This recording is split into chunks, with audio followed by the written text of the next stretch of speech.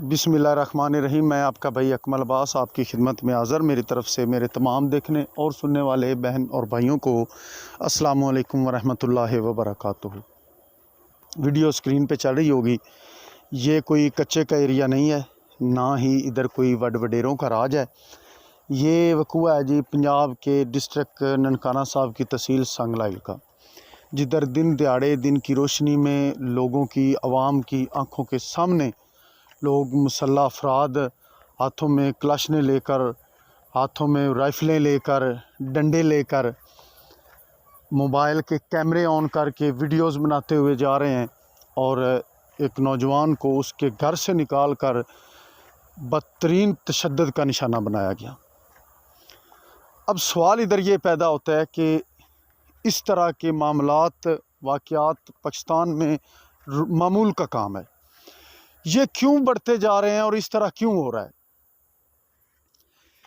Reason इसकी ये है कि जब कानून बिकने लगे तो उसके बाद फिर कानून की कोई वक़्त नहीं रह जाती। वो खलीलुर्रहमान कमर साहब का एक डायलॉग है। उन्होंने तो औरत के लिए ये बात की थी कि औरत अगर बिक जाए तो कीमत कुछ भी हो तो उसके बाद फिर वो औरत नहीं रहती। वही बात इधर फिट होती है कि अगर कानून बिक जाए तो कीमत कुछ भी हो फिर वो कानून नहीं रहता। जब आवाम को, जब लोगों को पता हो कि हम ये चीज़ ख़रीद सकते हैं और जो बंदा वो चीज़ ख़रीद ले उसकी नज़र में उस चीज़ की कोई वक़्त नहीं होती। अब पाकिस्तान में इसके साथ मैं आपको एक और वाक़या सुनाता हूँ। सब भाइयों को पता भी होगा, सऊदीया में एक नौजवान कत्ल के केस में गिरफ़्तार हुआ और उसको फांसी की सज़ा सुनाई गई। ताया जब उसको फांसी लगाना था तो उस नौजवान के कबीले के मर्दों ने, ख़वातीन ने अपने सिरों की चादरें, अपनी पगड़ियाँ उतार कर मकतूल के कबीले के पैरों में फेंक दी। उनके सामने घुटने टेके, उनके सामने अपने सिरों में मिट्टी डाली। पूरे सऊदीया के मीडिया ने उसे कवर किया। तमाम लोगों ने उसके साथ हमदर्दी का इजहार किया। सब ने उस दुआएं की। किस चीज़ की? कि मकतूल के वारिस मान जाए, जिसका बेटा कत्ल हुआ है वो माँ मान जाए। किसी ने भी एक लम्हे के लिए भी ये नहीं सोचा कि कानून को ख़रीद लें, जज को ख़रीद लें, थानेदार को ख़रीद लें। क्यों? उनको पता है कि कानून नहीं बिकेगा। इसी तरह फिर क्या हुआ? उसके घर वाले ना माने और उस नौजवान को फांसी दे दी गई और कानून अपनी जगह पे मजबूती से खड़ा रहा। क्या है, उसके कबीले में कोई मालदार आदमी नहीं था क्या? क्या उनके पास उनमें कोई चौधरी नहीं था? ठीक है ना। इधर तो पाकिस्तान में तो जो एक काउंसलर है ना, वो आपके कानून को कुछ नहीं समझता। पाकिस्तान में कानून रह गया है सिर्फ़ और सिर्फ एक रिक्शा ड्राइवर के लिए, एक मज़दूर दिहाड़ीदार के लिए, गरीब तबके के लिए कानून रह गया है।